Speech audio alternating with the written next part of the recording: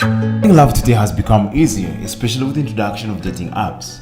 What you need is a smartphone with an app such as Tinder, and in only a tap or a swipe, you are able to find your match. In Uganda, the trend is gaining ground with a few people finding the dating apps inherent to use or even land themselves expensive dates. To the others like Jessica, it's out of curiosity to find out how online dating apps work after seeing her friends going on a number of dates. I have friends of mine here at campus who are always going out on dates. So I was curious to ask them, why do you always go out on dates which, as majorly, most of us don't go out to? So they're like, there's an online dating app called Tinder. So I had to go on Google Play Store. I downloaded it, and there it came on my phone that I was online and I was able to get matches and I was able to go on some few dates. And it's interesting, it's fun because you're able to date someone you've never met. From being curious to turning out to be fun, her desires to finding love have also taken a new trail in life. What I look for on Tinder, first of all, is to have fun, making new friends, hanging out with people I don't know about, which is different from people who I've met or people I'm meeting or people who quote you on the way, in a way that you're meeting someone or you're going to have fun with someone you've never met before, but you're just chatting with on phone. For 1.5 years using the app, the addiction has become hard to resist in a way that she wouldn't love to be approached physically, but would rather prefer online dating. There is that new feeling you want to date someone, not ordinary, like someone who has approached you on a road.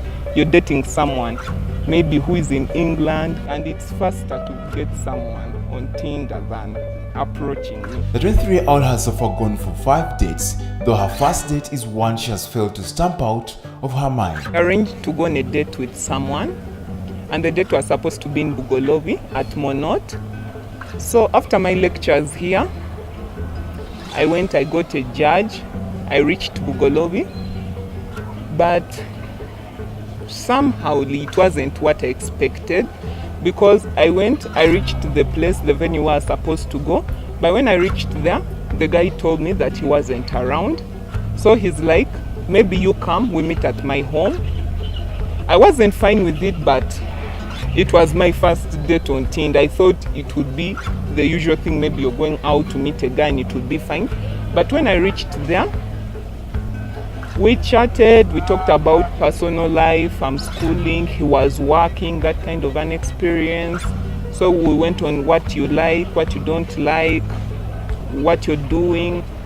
And in the middle of what he said was a date, the guy started misbehaving, which I didn't expect to happen. So I got kind of annoyed, but I didn't want to show him all that.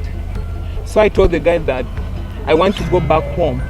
And the worst part was that on that date, power chucked. There was no power. So we're like talking to someone using a candle. And I was really scared because I'd gone to someone's home. I don't know the person, I don't know the person's intentions, I don't know the person's personalities or something. And power is chucked and you're in darkness. The person doesn't want to put on lights. He's on the phone and was putting on specs, so I couldn't have that eye contact with the person. So I was scared. But after he started misbehaving, I'm like, I want to go home. And the guy refused. He locked the door. So that I really got scared. So I started pleading with him, Bambi, I want to go back home. It's inappropriately. Maybe we arrange another date some other time. He's like, no. You've come here. Then I'm like, but what are you trying to do? He's like, nothing. We are chatting. I'm like, there's no way we are chatting. You're nearby me. You're kind of like touching me. That's like you want to rape me or something. The dates turn out to be horrible. Others choose to refrain from using the online dating apps. I used an app called Tinder, and when I got to it, I thought it would be incredible. But then I met this guy, and he told me so much how he preferred what I like. He lied to me his hobbies just match with mine. And when we got to meet, I realized that in actual sense, he's not so me. He's not the type of guy I was looking for. So online dating is not the app you can trust someone. Despite its advantages, online dating apps have caused mixed options among people, and relationship coach Bahati Ilda expounds more on the pros and cons of online dating. It comes to online dating, it gives you a larger pool of people.